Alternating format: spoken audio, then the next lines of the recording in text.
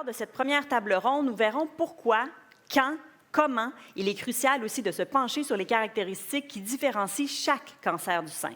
Nos expertes et experts nous partageront également les plus récentes avancées en médecine de précision. Et je vous annonce tout de suite qu'il y aura une période de questions pour laquelle vous pouvez envoyer vos questions par Slido. Puis il y aura aussi un micro dans la salle. Je le vois qu'il est là, juste ici. Donc, si vous avez des questions qui viennent en tête, si vous voulez le faire par Slido, vous pouvez le faire. Si vous avez envie de vous lever, d'aller au micro, c'est vraiment à votre convenance. Donc, j'aimerais ça qu'on accueille nos panélistes. Ils vont pouvoir venir nous rejoindre sur scène. Alors, j'invite tout de suite Daniel Charpentier, Louis Gaboury, Jamil Assela et Catherine Willemny.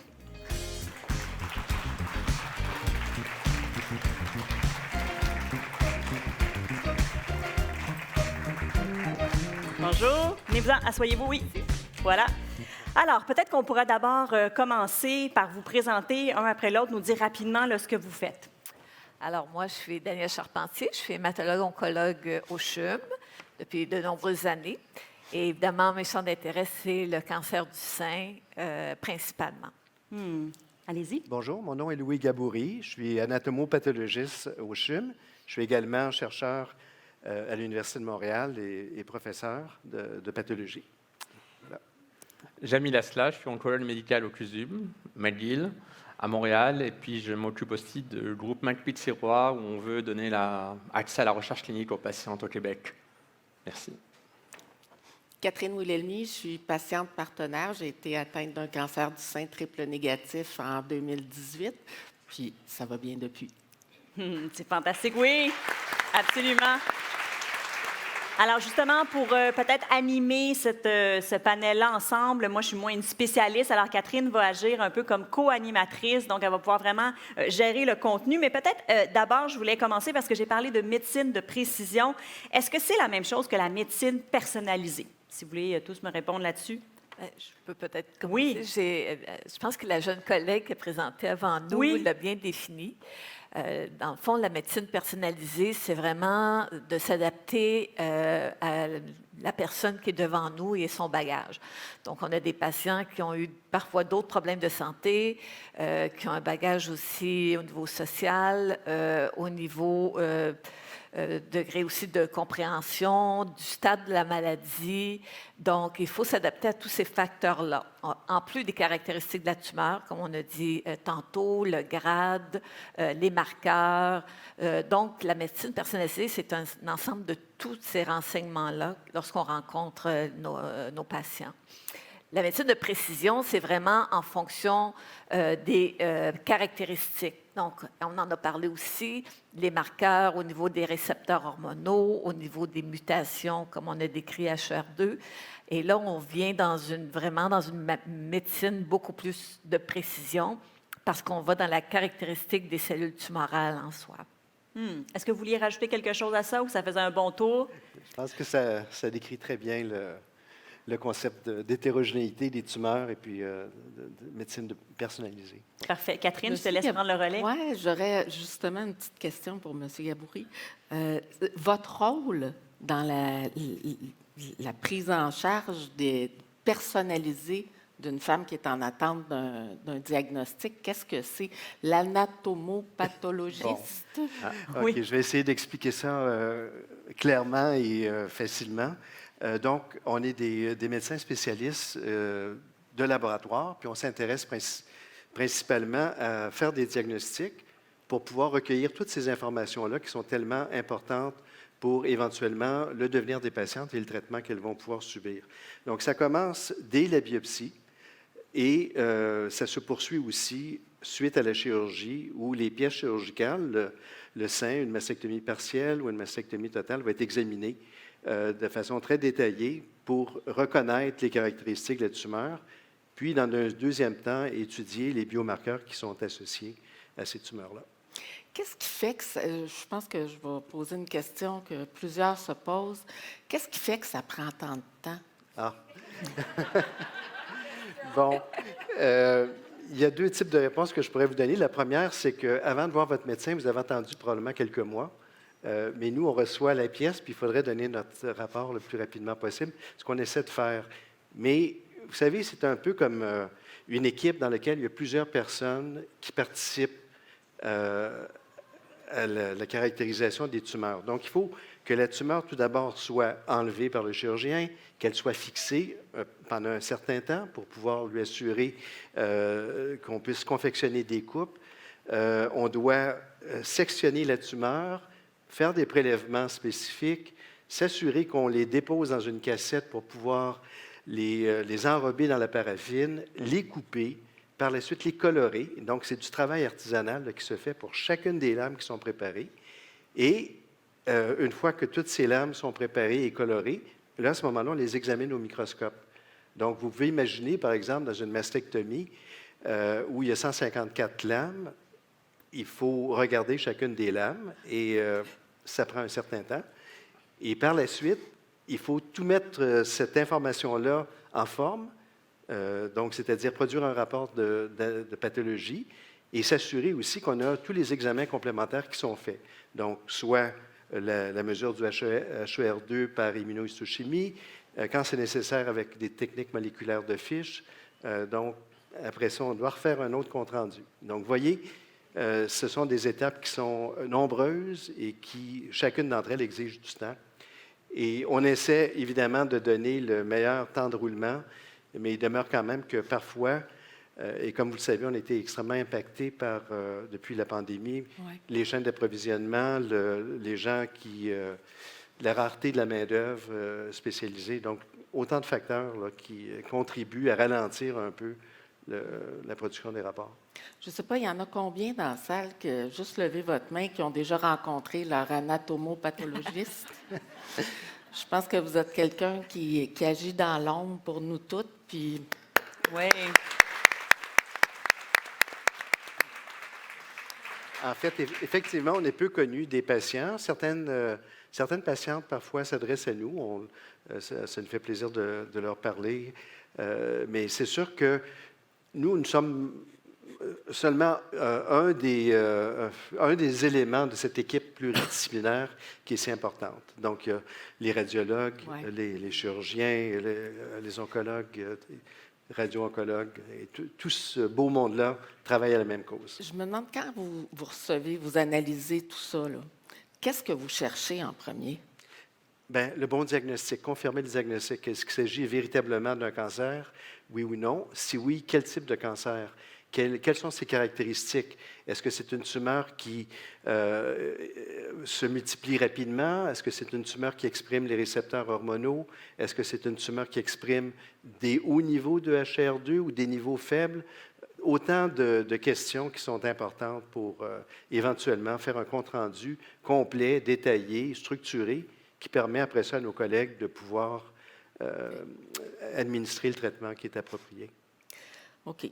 On sait qu'il y a plusieurs caractéristiques puis qu'il y a des thérapies pour les attaquer. Est-ce qu'il y a des nouvelles caractéristiques qu'on continue à découvrir? Bien, écoutez, c'est clair que oui, surtout dans je vous dirais, les dernières 10 années.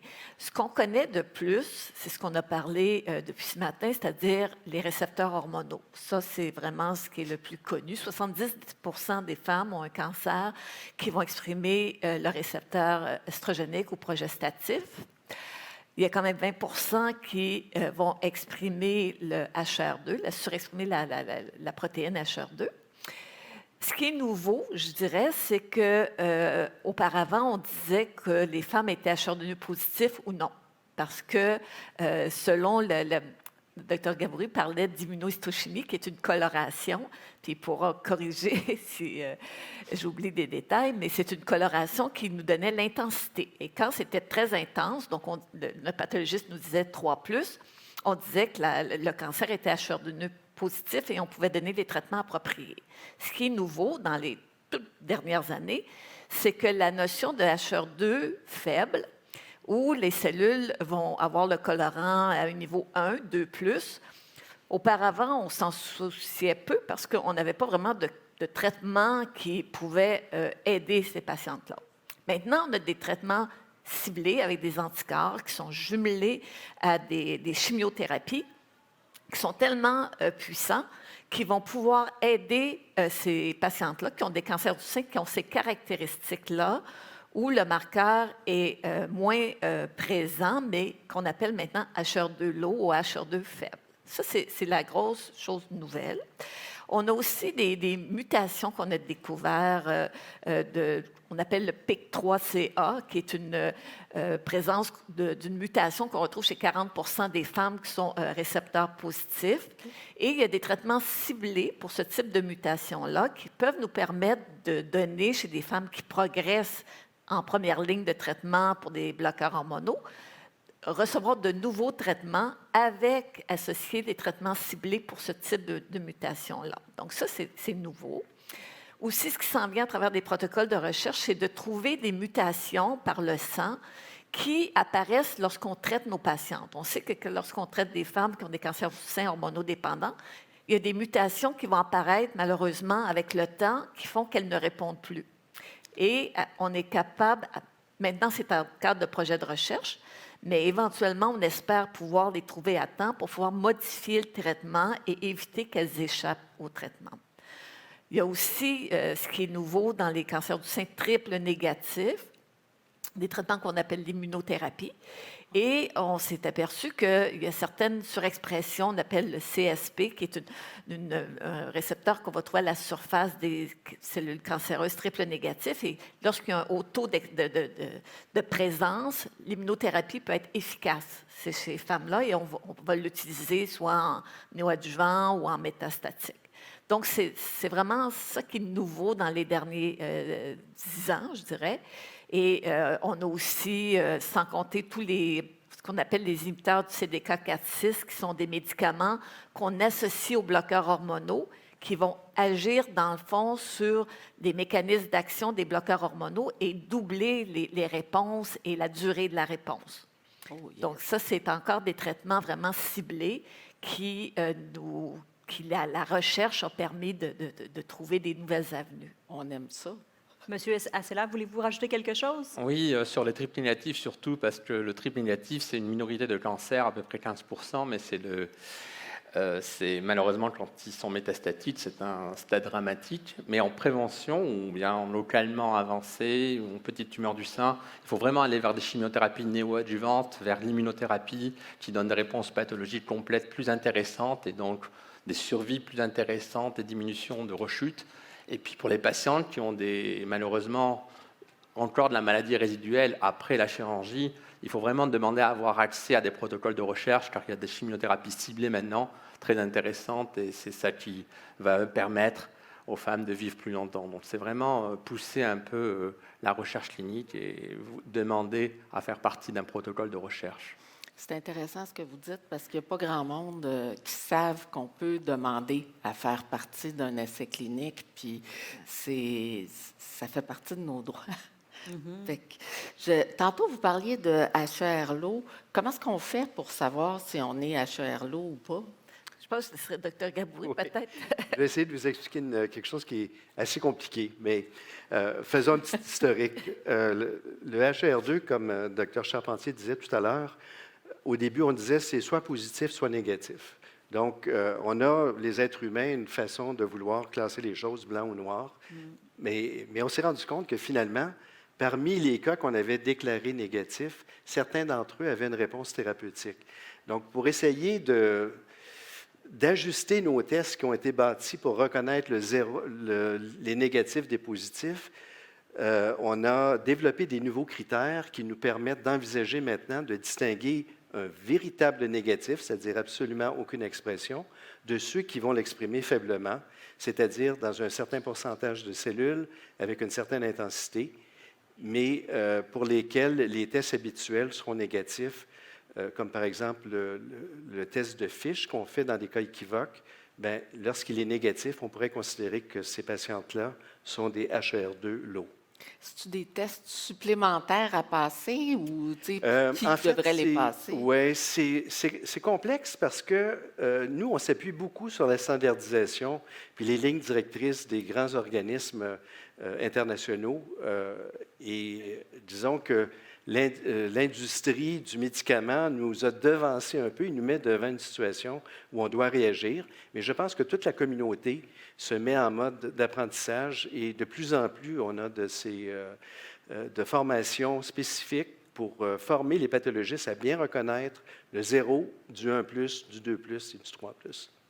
Oui, moi, ce que je voulais dire aux patientes en général, c'est que si vous êtes à un stade 4 d'un cancer du sein et si vous êtes hormonodépendant, vous prenez des pilules, des CD4/6 avec ces pilules-là, et puis si à un moment donné, ça ne va pas, il faut vraiment dire à votre oncologue, sans doute l'oncologue va parler de ces cliniques, de chimiothérapie, mais redemandez le HER2. Qu'est-ce que c'est mon HER2? Parce qu'on ne parle plus de négatif, positif. Il y a toute cette catégorie qui est assez majoritaire de HER2 faible. Et là, il y a un bénéfice pour les futures lignes de traitement. Il y a des médicaments qui sont déjà disponibles au Québec. Donc, vraiment poser la question. Et puis, l'oncologue va communiquer avec le pathologiste s'il y a une nécessité de refaire une biopsie, nécessité de refaire de l'immunohistochimie pour vraiment caractériser s'il y a une option thérapeutique pour vous. Concrètement, dans le traitement, là, ça change quoi? Ça augmente le contrôle de la maladie. Ces femmes vont vivre plus longtemps avec une maladie contrôlée. Puis, vous avez parlé un peu de nouveaux traitements. Pouvez-vous nous en dire plus là-dessus? Il y a beaucoup de traitements qui s'en viennent. Tout est en cours de recherche clinique, mais la recherche clinique, depuis 4 ou 5 ans, ça va très vite. Donc, il y a la chimiothérapie ciblée, là, comme Dr Charpentier disait, c'est des anticorps très puissants couplés à la chimiothérapie qui vont un peu cibler la cellule cancéreuse, et puis la chimiothérapie va être libérée à l'intérieur et va détruire les cellules cancéreuses. Et ces molécules-là, on les étudie d'abord en phase avancée, donc en stade de sein métastatique et tout, et puis là, elles sont approuvées parce qu'elles donnent des résultats supérieurs à la chimiothérapie traditionnelle. Et puis là, on a complètement, là, on est en phase néoadjuvante, donc on est en train de les donner dans des maladies où on peut guérir pour augmenter le taux de guérison. Il faut savoir qu'en matière d'HER2 positif, on est assez bon pour l'instant, mais on essaye d'être encore mieux. Et c'est des maladies, malheureusement, quand elles sont très avancées, elles font des métastases au niveau du cerveau, et ça devient très difficile pour les patients. Donc, évitez tout ça. J'ai entendu parler du NRTU. Qu'est-ce que c'est? C'est exactement une des molécules dont on parle là. C'est un anticorps ciblé avec une chimiothérapie qu'on utilise avant une maladie, j'ai des mots en anglais qui me viennent dans la tête, une maladie similaire dans le cancer digestif, une chimiothérapie similaire qui est l'irinotecan, donc couplée à un anticorps, et puis HER2, on la dirige et on détruit beaucoup plus de cellules cancéreuses. Fait que ça peut être dirigé vers d'autres sortes de HER2 cancers. est utilisé dans le cancer HER2 3+, et dans le cancer HER2 low. Puis, tantôt, c'est vous qui disiez qu'une tumeur... non, c'est vous, je m'excuse. Qu'une tumeur, ça peut changer dans le Oui. temps? Comment ça? En fait, c'est un des problèmes, c'est que compte tenu de cette hétérogénéité tumorale, il peut arriver qu'une tumeur va évoluer dans le temps, ou s'il y a plus d'une tumeur qui se développe, elles n'ont pas nécessairement les mêmes caractéristiques. Ça complique les choses parce que, supposons qu'à la biopsie, vous êtes HER2 0, mais à la chirurgie, si vous avez une très grosse tumeur, puis on avait un tout petit échantillon, est-ce qu'on va se fier au premier test sur la biopsie, ou on ne préférera pas peut-être reprendre sur la tumeur qui est plus volumineuse, ou encore sur une deuxième tumeur qui a un autre aspect. Donc, il faut s'attendre à avoir une multiplication probablement des tests HER2 dans un futur approché. C'est-tu la même chose si, mettons, on a une récidive? Pardon? Si on a une récidive, est-ce que c'est la même chose? Oui, exactement. Tout à fait. Parce qu'il peut y avoir une discordance dans un certain nombre de cas. Et ça, malheureusement, c'est la biologie qui fait en sorte, à cause des grandes variations, qu'on peut avoir des tumeurs dont l'expression varie d'un endroit à l'autre, d'une tumeur à l'autre, ou même avec le temps. Là aussi, un message aux patientes, s'il y a une rechute, il faut essayer de demander une biopsie, parce que ça peut changer aussi les options thérapeutiques. C'est pas fait systématiquement? Pas toujours. Parfois, on ne peut pas, tout simplement, parce que l'hôpital, c'est difficile d'organiser une biopsie. Et parfois, c'est très logique, l'évolution de la maladie, donc on n'a pas besoin de faire la biopsie. Mais si on avait, dans le monde utopique, on aimerait avoir des biopsies chaque fois, c'est sûr, dans un monde utopique. Ouais. Je peux peut-être juste, pour renchérir, je pense que, encore une fois, comme Jamil le disait, effectivement, idéalement, c'est d'essayer de, surtout la première rechute, c'est de refaire une biopsie. Il y a toujours aussi une question de délai. Plus le temps est long, plus on va avoir tendance à rebiopsier une patiente qui a eu un cancer du sein il y a 2-3 ans, puis c'est nouveau. Il y a aussi l'endroit. Il y a des endroits qui peuvent entraîner des dangers ou des complications, puis on doit aller avec le jugement. Puis, Dr. Gaboury me corrigera, mais il y a certains endroits aussi où parfois les récepteurs, c'est moins facile à obtenir, comme l'os. Des fois, quand on essaie de faire le HR2 sur l'os, ce n'est pas toujours valable. Donc, c'est une question de jugement aussi, du délai entre la récidive et le primaire. Puis c'est sûr qu'à chaque fois qu'il y a une nouvelle métastase, on peut, de façon logique, on ne peut pas aller biopsier non plus à chacune des métastases. Mais c'est vrai que le cancer du sein, c'est une maladie hétérogène. Ce n'est pas facile. Mais ce que je comprends, c'est que c'est une discussion à avoir avec son médecin, puis que c'est des questions qu'on est en plein droit de poser. Tout à fait. Ouais. Il y a peut-être un élément que j'aimerais mentionner, c'est l'importance d'une très grande standardisation quand on fait ces tests-là. Autrement dit, il faut bien comprendre qu'il faut fixer le tissu, mais pas trop longtemps. Il faut le fixer rapidement. Il faut utiliser le bon fixateur. Il faut utiliser les bons anticorps. On ne peut pas tourner les coins ronds. Il faut que tout soit fait toujours de la même façon dans tous les cas. Sinon, on pourrait avoir des résultats aléatoires et ce n'est pas ça qu'on veut. On veut vraiment avoir un test fiable, reproductible et très performant. C'est une problématique? Y a-t-il des ça l'a façons déjà de faire été, derrière? ça ne l'est plus. Maintenant, je pense que la sensibilisation est devenue telle que tout le monde réalise l'importance de standardiser nos façons de procéder. Et actuellement, je pense qu'on n'a jamais été aussi rigoureux dans notre approche. Comment on s'aligne pour le futur? J'ai pas de boule de cristal. Le moment, oui, mais... boule de cristal. Bien, écoutez, c'est sûr que là, on voit ça, c'est comme exponentiel. Je ne cacherai pas, on le voit avec les projets de recherche. Maintenant, c'est des panels de gènes qu'on fait par une prise de sang. Puis plusieurs mutations sont analysées en même temps. Puis comme le Dr. Gaboury disait, la pharmaceutique va tellement rapidement qu'on a de la misère à les suivre. Là. Et donc, il y a tout ça qui s'en vient, comme je dis, les analyses par la prise de sang, de panels génétiques. Il y a aussi ce qui s'en vient, l'analyse des cellules cancéreuses par le sang. Ce qu'on espère un jour, c'est peut-être d'éviter d'avoir à faire plein d'imagerie et d'être capable par le sang de trouver les rechutes plus précocement et en même temps d'avoir les mutations nouvelles pour trouver les bons traitements, les thérapies ciblées, comme on dit. Donc, je pense que c'est ça vers quoi on s'en va pour les prochaines années. Et l'intelligence artificielle aussi va nous aider. Ouais. Je ne sais pas si vous utilisez l'intelligence artificielle, mais si vous rencontrez un oncologue, essayez d'utiliser l'intelligence artificielle avant de le rencontrer, c'est très utile pour les questions. Je suis assez impressionné dans les questions en chat GPT, là, c'est très spécifique. Aïe, aïe, aïe, on se rappellera qu'il y a un médecin qui a dit « Allez-y voir ChatGPT sa réponse ». C'est bon, ça. Avant de rencontrer l'oncologue, ça peut être très intéressant. Mais après, il y a des situations... Oui, c'est ça. On ne peut pas juste se fier à ça, n'est-ce pas? Oui, une situation que je vais vous raconter, parce qu'une patiente, là, comme la présentation de ce matin, elle m'a dit quel stade j'ai. Je lui ai dit, mais attendez, vous êtes HER2 positif, le stade c'est intéressant, mais là, il y a la biologie tumorale qui est plus intéressante. Elle m'a dit, arrêtez de jouer du violon, quel stade j'ai? J'ai dit, non, c'est HER2, là j'ai un traitement spécifique pour vous, vous pouvez être éligible. Non, elle est partie. Elle n'a pas répondu à la question que la fondation, sur Internet, ou la fondation du cancer du sein, demandait à votre oncologue votre stade. Donc, on était... Il faut laisser une certaine marge de manœuvre. Oui, il faut nous laisser un peu discuter avec vous là de temps en temps.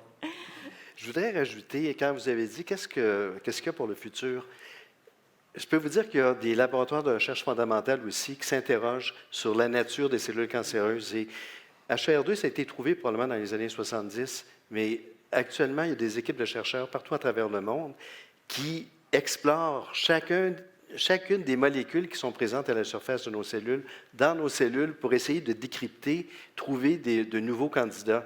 Donc, je pense qu'avec l'essor de la science, on ne peut pas faire autrement qu'espérer voir de nouveaux traitements, peut-être pas l'année prochaine, ni dans 2 ans, mais... Ça prend du temps, la recherche. Absolument. Pour ceux qui ne sont pas familiers, la recherche fondamentale, dans la recherche, il y a la recherche clinique puis la recherche fondamentale. La recherche fondamentale, c'est des questions.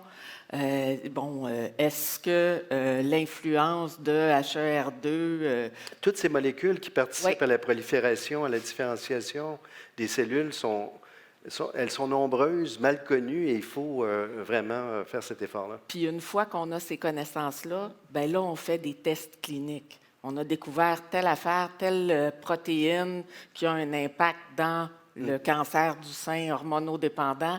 Bien là, on va aller tester des choses sur ces... Puis là, bien, la recherche clinique mène après à des traitements.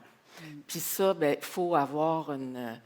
faut participer aux essais cliniques parce qu'on est seulement 3 % à participer aux essais cliniques au Québec. Puis c'est vraiment important. C'est ça qui fait que, en tout cas, moi, je suis en vie aujourd'hui. Fait que c'est une affaire à laquelle il faut être sensible, puis il faut poser des questions à nos médecins pour savoir si on peut être éligible, parce que des fois, c'est une option de traitement qui peut être très, très avantageuse. Excusez. Non, c'est bon. C'est une note éditoriale. Absolument. On sait que c'est quelque chose qui est très important pour toi. Est-ce qu'on poursuit? Est-ce que vous avez posé des questions sur Slido? On va voir ça dans quelques instants. Continuez, commencez à penser aussi à vos questions. On a une question.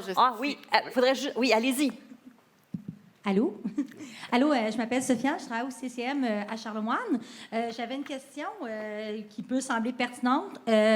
On parle beaucoup de thérapie ciblée, vous parlez beaucoup du ER2, l'Herceptin.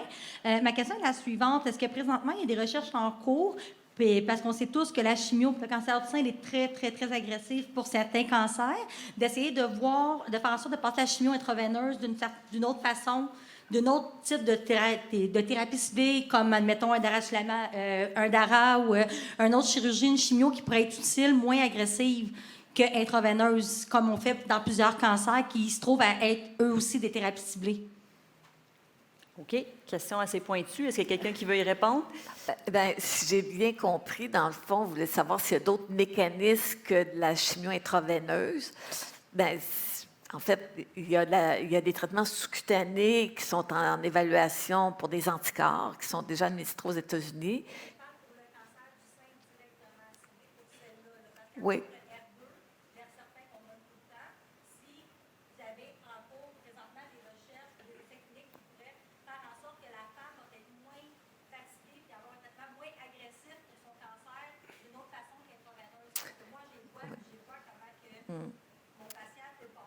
Ouais.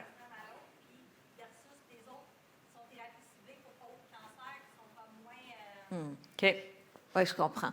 En fait, c'est ça, c'est pour ça que je parlais des inhibiteurs du CDK4/6, là, qui sont des nouvelles molécules. Il y en a trois grandes catégories, qui sont des comprimés qui sont associés aux bloqueurs hormonaux. Puis, on ne se le cachera pas, 70 % des femmes sont hormonodépendantes, leur cancer est hormonodépendant. Puis, l'avantage, c'est qu'avec ces combinaisons-là de nouveaux agents qui sont combinés aux bloqueurs hormonaux, le taux de réponse a doublé et la durée de réponse moyenne a doublé. Et c'est clair que moi, je regarde mes patientes qui sont sur ces médicaments-là, elles peuvent être, pendant des années de temps, avoir une excellente qualité de vie. Oui, on doit surveiller la prise de sang aux 3 mois, mais en général, ils n'ont pas de perte de cheveux, ils n'ont pas de nausées, elles travaillent, beaucoup de mes patientes travaillent. Donc, c'est sûr que ça a été une avancée majeure, je vous dirais, dans les dernières années pour les femmes qui sont récepteurs positifs. Je pense que plus on va aller de l'avant avec des traitements ciblés pour ces catégories de femmes-là, et j'espère que pour les femmes éventuellement HER2-neu, on va avoir des molécules. Il y en existe des molécules orales pour les femmes qui sont HER2 positives. Malheureusement, il y a certaines toxicités qui sont plus difficiles, dont la diarrhée, la fatigue. On ne se le cachera pas, ce n'est pas parce que c'est des traitements ciblés que c'est dénué d'effets secondaires. Malheureusement, il y a aussi des effets secondaires et souvent la fatigue en est un important. Mais c'est clair et net que j'encourage fortement les groupes pharmaceutiques à développer ces traitements-là oraux parce que le fait d'être intraveineux, c'est très demandant pour les patientes d'avoir à se déplacer aux 3 semaines, parfois aux semaines, d'avoir des prélèvements sanguins. Donc, c'est difficile d'avoir une vie normale autour de tout ça. Donc, c'est un peu ce que je peux... C'est vrai, ça devient une job pas mal à temps plein. Ce que je peux ajouter, c'est que nous, on essaye de ne pas traiter, on essaye vraiment de... Avant, on faisait beaucoup de surtraitement. Là, on fait des escalations de doses de chimiothérapie. Les petites tumeurs HER2 positives, on va les exposer à 3 mois de chimiothérapie au lieu de 6 mois. Donc, on essaye vraiment de ne pas donner de chimiothérapie quand ce n'est pas utile. On a des tests génomiques. Donc, on essaie, on est tout à fait conscient de sa qualité de vie et de ce surtraitement. Donc, tous nos efforts sont faits pour vraiment offrir le moins de chimiothérapie, des traitements plus ciblés, plus efficaces. Donc, on travaille là-dessus, oui. Tantôt, on parlait des tissus qui sont analysés. C'est-tu conservé, ça? Oui. Elles sont conservées pendant un certain temps, jusqu'à temps que le rapport de pathologie soit sorti. Ça peut, donc, 2 ou 3 semaines, certainement, le tissu va être conservé. Les blocs de paraffine vont être conservés pendant plusieurs années. Même chose pour les lames histologiques. Pourquoi? Bien, il peut y avoir des raisons. Quand une patiente va avoir, par exemple, une récidive où on veut s'assurer, par exemple, que le diagnostic initial était le bon, que les caractéristiques étaient les mêmes, on va pouvoir comparer à ce moment-là. Attendez, tantôt, vous avez dit que ça peut changer dans le temps aussi. Oui, ça peut changer, mais on a un intérêt quand même à regarder la biopsie initiale, de la comparer pour mesurer justement le degré de changement qu'on peut observer ou l'absence de changement. Parfois, c'est tout à fait la même lésion. Et parfois, quand on a un doute, par exemple, une patiente aurait une masse au sein, est-ce que c'est une métastase d'un cancer qui vient d'ailleurs ou est-ce que c'est une tumeur primitive du sein? Autant de questions qui font en sorte qu'on a un intérêt de regarder les biopsies antérieures et tout ça. Bien, peut-être que ça peut, les gens ne le savent peut-être pas, mais la Fondation finance depuis plusieurs années 8 banques de tissus en cancer du sein du réseau de recherche sur le cancer. C'est donc des tissus de patientes qui ont donné leur consentement pour leur utilisation. Ils sont utilisés dans 32 projets de recherche qui portent autant sur l'identification des nouveaux marqueurs, des nouvelles thérapies, le métabolisme des tumeurs, le rôle de l'environnement tumoral, la prolifération des métastases. Là. Donc, on est vraiment dans cette idée-là. Là. Je te laisse continuer, Catherine. Je sais qu'on va poursuivre encore notre conversation ensemble, puis ensuite, on ira aux questions. Tu en avais tellement préparé plein de questions. J'ai lu sa liste. Elle avait 15 questions pour 45 minutes. Donc, vas-y, elle est inspirée, mais c'est assurément intéressant. Continue. Qu'est-ce que c'est le rôle des patients dans leur parcours de cancer du sein? Bien, je pense que, en tout cas, on le voit, c'est de plus en plus important. C'est des partenaires essentiels. Puis, il n'y a aucun cheminement. Dans le fond, comme je dis, là, c'est une trajectoire de vie là, qu'on vit ensemble. Et on a besoin de les entendre et ils ont besoin aussi de... Moi, j'aime que mes patientes soient informées, qu'elles me posent des questions, qu'elles aillent lire, que si elles ne comprennent pas, de ne pas se sentir mal à l'aise, de remettre en question le pourquoi, le comment, d'exprimer aussi ce qu'elles ressentent, les toxicités, les effets secondaires. C'est important qu'on le sache. On sait qu'on n'est pas seul dans l'équipe. Heureusement, on a des infirmières pivots qui travaillent avec nous, on a des personnels en salle de traitement, mais il faut vraiment considérer qu'on est une équipe. Puis, vous êtes le centre du travail qu'on fait. Donc, c'est extrêmement important de vous entendre. Puis, on le voit avec les patients partenaires maintenant, avec lesquels on travaille. Ça nous donne, dans le fond, ça nous fait réaliser, parfois, nous, comme cliniciens, c'est sûr qu'on est beaucoup attachés à la science, aux données probantes. Mais encore une fois, comme je disais à mes patientes, quand on traite un patient, ce n'est pas juste des algorithmes de traitement ou des données probantes. Un patient, c'est tout son bagage de vie, c'est le fait qu'il y a des enfants à la maison, qu'il y a un travail, qui a vécu d'autres problèmes de santé, que ce soit mental ou physique dans le passé. Donc, chaque personne est différente. Puis, on a beau avoir des algorithmes de prise en charge, si on ne vous entend pas, si on ne connaît pas vos enjeux, vos préoccupations, ce qui vous concerne, c'est très difficile de pouvoir vous donner la meilleure approche, le meilleur traitement pour vous. Donc, vraiment, c'est la base de tout, là. Une autre façon de personnaliser le traitement. Oui. Je dirais même que les agréments des hôpitaux, maintenant, font beaucoup appel aux patients partenaires parce que le patient partenaire jette un coup d'œil lucide sur le fonctionnement, la trajectoire de soins, puis il peut vraiment apporter une contribution importante pour changer les choses puis pour les améliorer. Donc, je pense que le rôle du patient partenaire va prendre encore beaucoup plus de place dans les prochaines années. Vous vouliez ajouter quelque chose? Oui. On est content de votre implication. Monsieur Assala, oui, je voyais hocher de la tête. Moi, c'est juste la relation patient-médecin que j'aime, j'adore. Ce matin, j'étais très contente de voir quelques patientes dans la salle et qui m'ont accueilli, et voir les patientes à l'hôpital et les voir ici, c'est vraiment exceptionnel. Et nous, cette relation-là est unique. Vous êtes les médecins qu'on voudrait tous avoir. Pas toujours comme ça? Non, c'est pas toujours comme ça. Je comprends que c'est délicat peut-être pour vous, mais des patients qui n'auraient pas une relation comme elles le souhaitent avec leur médecin, qu'est-ce que c'est qu'elles peuvent faire concrètement? Écoutez, je pense que c'est essentiel. Surtout, je regarde des patientes qui ont un stade 4, là, on va les suivre dans tout leur parcours de vie. Donc, je pense que la relation, d'abord, il faut l'exprimer aussi, ce sentiment-là, parce que parfois, comme je vous dis, même comme médecin, on est des êtres humains, on a des journées parfois qui ne vont pas bien, mais quand c'est une relation qui vraiment est difficile et qui perdure dans le temps, je pense qu'il faut d'abord, comme patiente, l'exprimer, ne pas être gênée. Puis si vous voyez que malgré ça, il n'y a vraiment pas de capacité de communication, d'atomes crochus, puis que ça vous rend malheureuse, bien, je pense qu'il ne faut pas être gêné de demander d'être prise en charge par un autre membre de l'équipe, ou parfois les gens changent carrément d'hôpital. On le fait pour la recherche. Puis ça, moi, je ne suis pas gênée. J'offre à mes patientes le meilleur. Puis si je n'ai pas le protocole de recherche qui lui convient, je ne suis pas gênée de l'envoyer au CUSUM ou au Jewish. Dans le fond, pour moi, c'est vraiment la priorisation, c'est des soins de ma patiente.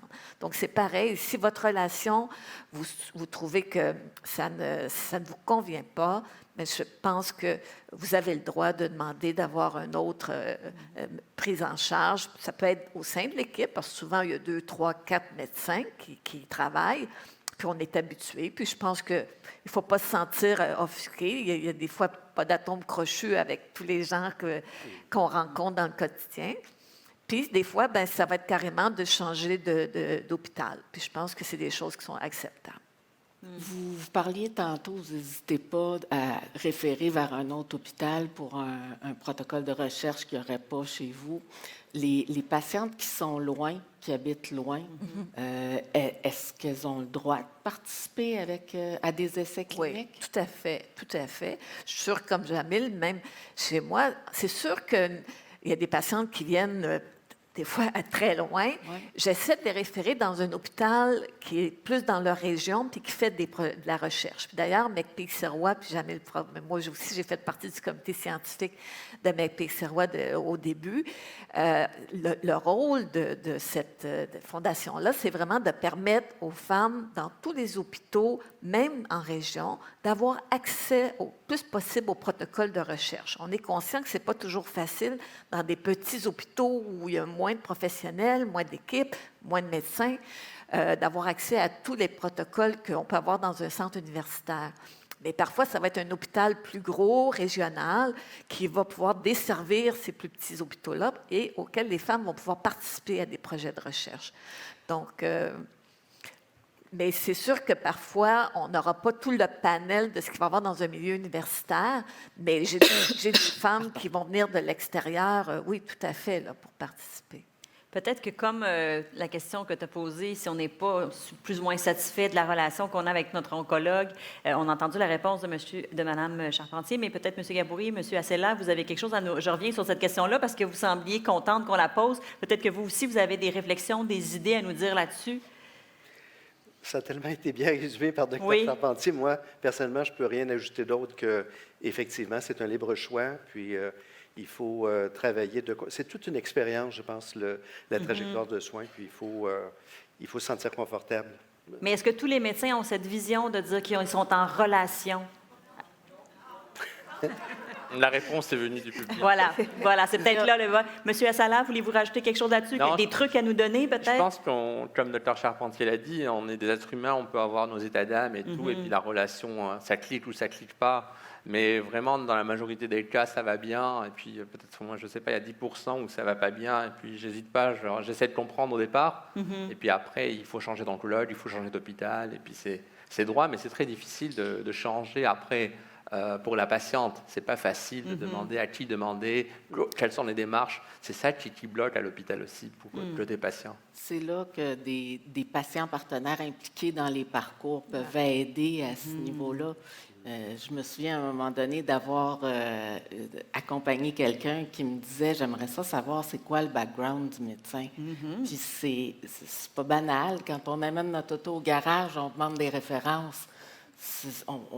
On vient remettre notre vie entre les mains de quelqu'un, c'est légitime, mais il y a comme une résistance à ce genre de questions-là. Puis, comme patiente partenaire, ça m'est arrivé souvent de dire, regarde, je vais y aller avec toi, puis je vais la poser la question. Moi ça ne me dérange pas si le médecin ne m'aime pas, là, pas moi. Mais il y a quelque chose résolument, puis de ce que je retiens dans ce que vous dites, ce qu'on peut faire comme patiente dans notre parcours, on a le droit de demander des essais cliniques. Ça fait partie, il faut s'informer. Puis il y a quelque chose aussi qu'on n'a pas abordé, mais vous dites, vous l'avez abordé juste brièvement, ça se peut que vous ayez des mauvaises journées. Nous autres, comme patients, on est confrontés à notre finitude quand on est diagnostiqué du cancer. Vous autres, vous êtes confrontés à la finitude de toutes vos patientes à tous les jours. Ça se peut que vous ayez des journées qui ne marchent pas, puis je pense que c'est... Vous avez à prendre soin de nous autres, puis on a à prendre soin de vous autres un peu aussi. On va juste... Je vois qu'il y a quelqu'un qui est au micro, donc peut-être qu'on pourra aller avec vous. On va débuter bientôt la période de questions, mais dans le fond, allez-y, vous êtes déjà là. OK. Bonjour. Je voulais juste revenir un petit peu sur la recherche. Vous avez parlé... moi, je suis HER2 positif et j'ai fait une réaction toxique cardiaque au Herceptin, donc il a fallu interrompre le traitement, un problème d'insuffisance cardiaque. De ce que je comprends, tous les médicaments qui traitent le HER2 ont cet effet secondaire-là. Est-ce qu'il y a autre chose qui est en recherche, qui se développe? Je sais que c'est un très petit pourcentage, mais il reste que ça va à l'encontre de la thérapie ciblée qui est tellement extraordinaire, qui est le Herceptin. En fait, les médicaments anti-HER2 ne sont pas trop toxiques pour le cœur. C'est l'exposition précédente aux anthracyclines qui va compliquer les problèmes cardiaques. Je n'ai pas eu l'AC. J'ai seulement eu le Taxol. Et le Herceptin. Oui, donc là, vous faites partie des rares patients qui ont eu des problèmes avec la toxicité cardiaque. Mais oui, tous les progrès qui sont faits, on essaie d'avoir des médicaments qui sont moins toxiques, non seulement pour le cœur, mais pour tous les autres organes. Mais pour l'instant, il n'existe pas autre chose qui n'a pas déjà un problème associé. Non, c'est difficile. On n'arrive pas à trouver. Il y a moins de toxicité, mais toutes, elles ont un pourcentage de toxicité cardiaque. Pourquoi? Parce qu'il y a des récepteurs HER2 dans exactement. le cœur, c'est ça? Parfait. Peut-être, Catherine, une dernière question, puis après ça, on va aller aux questions du public. Moi, ça va. Oui, ça va. On est prête à y aller. Est-ce que, là, je veux juste valider, moi, je ne vois pas de questions sur mon Slido. C'est normal? On n'a pas reçu de questions? Oui. Oh, attendez. Peut-être qu'il y a quelqu'un de l'équipe qui peut juste venir me voir parce que moi, je ne les vois pas. Oui. Merci. Parfait. Dans les autres choses que je retiens, c'est pour se préparer aux rencontres, je trouve ça charmant d'aller sur ChatGPT. Il y a beaucoup de monde qui se demande qu'est-ce que je vais poser comme question au médecin. Oui, puis je pense qu'il n'y a pas le site de la Fondation québécoise. Il y a différents outils pour aider à se préparer à nos rencontres. C'est hyper pertinent. Puis c'est hyper pertinent de prendre des notes aussi pendant les rencontres. Ou de même s'enregistrer, hein, peut-être, quand on y va, on met notre téléphone. Est-ce que vous êtes à l'aise à ça en général? C'est discutable, je pense, l'enregistrement d'une conversation avec un médecin. Mais se préparer, faire confiance aux professionnels de la santé. Les médecins spécialistes du Québec sont quand même des professionnels. Donc, partir confiant. Oui. Partir avec des... Il va m'avoir, je vais me faire avoir des oui. Non, c'est plus que des fois, quand on a tellement d'informations... Entendre son médecin spécialiste, c'est très important. Parfait. Faire confiance. Alors, là, on vient de les voir, les questions arrivées. Alors, si pas de récidive après 5 ans, parle-t-on de guérison ou de rémission? Effectivement, quelle est la différence entre les deux? Ça dépend du type de tumeur. Si on est triple négatif, le triple négatif est très agressif, mais quand on voit les courbes de rechute, il y a très peu qui rechutent après 3 ans. Mais par contre, si on est œstrogène positif, on est content d'avoir ce type de cancer, mais c'est comme un traître, parce qu'il peut rechuter à 20, 30 ans, 40 ans. Donc c'est pour ça que c'est très difficile de dire guérison, rémission, mais le triple négatif, le HR2 positif pur, pas de triple positif, ce sont des cancers qui rechutent très peu après 3 ans. Donc c'est un peu complexe comme question. Parfait. Comment fait-on pour savoir quels sont les essais cliniques disponibles? Ah, bonne question, Catherine. Il y a le site oncoquebec.com avec QCRO. Ils ont un kiosque ici à l'extérieur. C'est hyper bien fait. Vous pouvez même les appeler. Vous pouvez leur écrire, mais vous pouvez les appeler. Puis ils vont vous dire à partir de votre résultat de biopsie à quoi vous avez accès comme essai clinique. Puis c'est du monde en or. Là. Ça vaut la peine. Et interrogez votre oncologue aussi. Oui. Oui, assurément, qui pourra le savoir. Là, je vois qu'il y a des questions aussi dans la salle. Je ne sais pas laquelle de vous deux est en premier au micro. Ah, oui.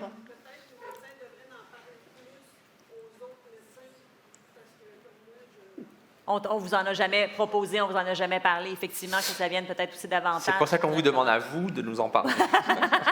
On se lance la balle, c'est bon. Allez-y, madame, ici, au micro. Oui, merci. Alors, moi, j'ai une petite question. En fait, ce qui m'inquiète, c'est vraiment l'accessibilité aux traitements novateurs. Parce que parfois, il y a certains traitements qui sont acceptés par Santé Canada, mais pas par la RAMQ. Je donne un exemple. Vous devez sûrement connaître Trodelvy, qui est une chimiothérapie également transportée par un anticorps. Et, il me semble que jusqu'à ce jour, ça n'a toujours pas été analysé par la RAMQ. Donc, il y a très peu d'élus, malheureusement, qui ont accès à ce traitement-là.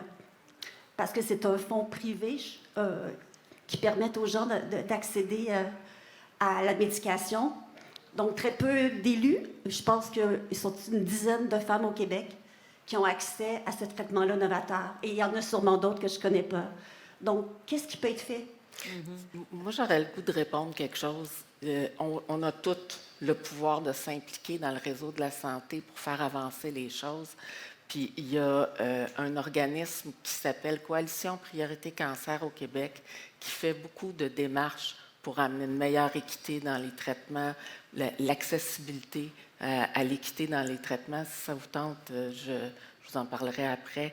Mais il y a les programmes d'accès aux médicaments d'exception aussi. Ouais. Je ne sais pas si... Oui, c'est ça. Effectivement, vous avez raison. Il y a toujours un délai. Au Québec, il y a un organisme qui s'appelle l'INES. C'est eux qui décident, dans le fond, ce qui va être remboursé au niveau des hôpitaux. Tu me corrigeras jamais, là, tout le langage à ce propos-là. Mais, et souvent, il y a des délais. Et pour vous parler de ce médicament-là, qui est le Trodelvy, qui est le sacituzumab, qui est un anticorps jumelé à une chimio, un peu comme on parlait dans le HR2, pour les femmes triple négatives. Disons que dans les dernières années, on pouvait l'avoir par un programme, surtout les femmes qui avaient une assurance privée. Certaines assurances acceptaient et on devait l'administrer dans des cliniques privées de perfusion parce que comme on n'avait pas l'accord de l'INES malgré les études qui démontraient un bénéfice. Tout récemment, ça fait quelques mois maintenant, ça a été accepté et les patientes peuvent le recevoir à l'hôpital. Donc maintenant, il n'y a plus cet enjeu-là d'assurance privée ou pas.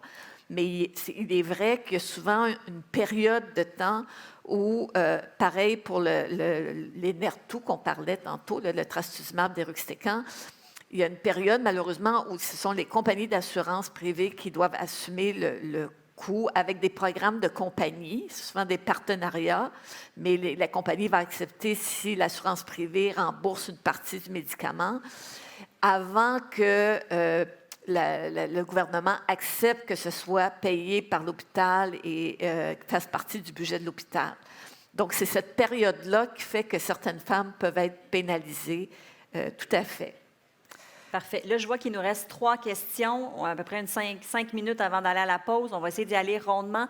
Donc, une dernière question au micro. Allez-y, madame. Oui, bien, peut-être juste pour répondre à la question, parce qu'effectivement, moi, je reçois le Trodelvy, puis j'ai appris récemment par le programme de soutien aux patients que c'était mon dernier traitement en clinique privée, puis que j'allais le recevoir à partir de maintenant à l'hôpital. Donc, ça pour répondre à la question. Mais moi, ma question, c'était par rapport à, justement, la chimiothérapie. Parce qu'il est encore beaucoup associé aux traitements ciblés, mais on voit, vraiment, ça se développe beaucoup, les traitements ciblés. On parle même de vaccins comme traitement aussi contre le cancer. Est-ce qu'on pense qu'éventuellement, la chimiothérapie va disparaître, ça va devenir un traitement désuet, je ne sais pas dans combien d'années, là, mais est-ce qu'on s'en va vers ça? C'est un peu ça ma grande question. Mais c'était aussi une question qu'on a reçue sur Slido. Est-ce qu'un jour, nous cesserons d'utiliser la chimiothérapie entièrement?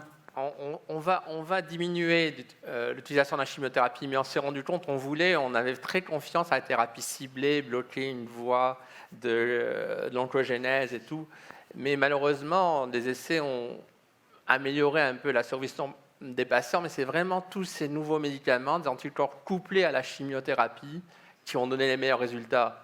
Mais après, on ferait quelques séances de chimiothérapie comme ça, un peu intensif, et puis après, peut-être qu'on va revenir aux anticorps tout à fait ciblés une fois que la maladie, une maintenance. Mais se débarrasser complètement de la chimiothérapie dans les 5 années à venir, je ne vois pas ça tout de suite, mais peut-être un jour, ça va tellement vite que j'aimerais bien. Ça, c'est notre vœu. Hein.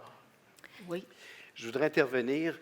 Je pense qu'il faut avoir confiance à la science. Il y a des gens qui travaillent en cancérologie avec, ça a l'air un peu de la science-fiction actuellement, des micro-robots pour faire du ciblage.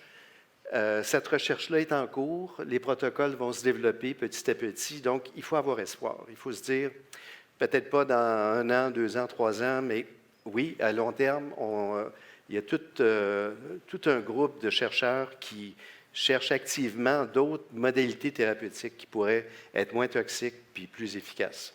Et juste un mot sur la prévention, l'activité sportive, la nourriture, tout ce qu'on fait tous les jours, et aussi le dépistage. Ça, c'est vraiment arrivé à un stade 1, on a plus de chances de ne rien faire qu'à des stades avancés. On a une autre dernière question. Oui, allez, vas-y. C'est quoi la place des médecines alternatives parallèlement à ce qui se fait avec la médecine traditionnelle? Je pense que ça dépend ce qu'on entend par médecine alternative. Moi, j'encourage beaucoup, entre autres, il y a des techniques comme l'acupuncture qui peuvent aider des fois pour les bouffées de chaleur et tout ça. Il y a des études qui ont été faites en ce sens-là. Lorsqu'on parle de médecine alternative plus produit, encore une fois, il faut faire attention parce qu'avec tous les traitements ciblés ou même la chimio, il y a des interactions qui peuvent survenir et parfois soit augmenter la toxicité, soit diminuer l'efficacité. Donc, nous, on dit toujours à nos patients, n'ayez pas peur de nous dire, parlez-en à nos pharmaciens. Eux ont des banques de données qui sont capables de voir ce qu'il y a exactement dans ces produits-là, les interactions, les dangers. Donc, c'est pas qu'on soit contre de façon absolue, mais c'est vraiment de s'assurer que vous n'augmentez pas vos risques d'effets secondaires en utilisant certains produits. C'est un dialogue qui est hyper important, je pense. Absolument. Bien, je pense qu'on va s'arrêter là-dessus, malheureusement, parce qu'après ça, on pourrait continuer, mais on va aller bientôt à la pause. Est-ce que vous allez rester avec nous à la pause si jamais on a des questions pour venir vous voir? J'ai l'impression qu'il y a du monde qui vont venir vous voir pour vous demander d'être leur nouvel oncologue. Je vous laisse ça de même, je vous avertis un peu à l'avance. Alors, Daniel Charpentier, Louis Gaboury, Jamil Assela, merci beaucoup d'être venus. Merci surtout d'être venus un samedi. Je sais que vous êtes très occupés. Merci d'avoir vulgarisé aussi bien ces connaissances. Merci beaucoup, Catherine. Catherine. Travail exceptionnel de préparation, d'intérêt. Merci pour ta curiosité. Je vais vous laisser tranquillement quitter sur scène.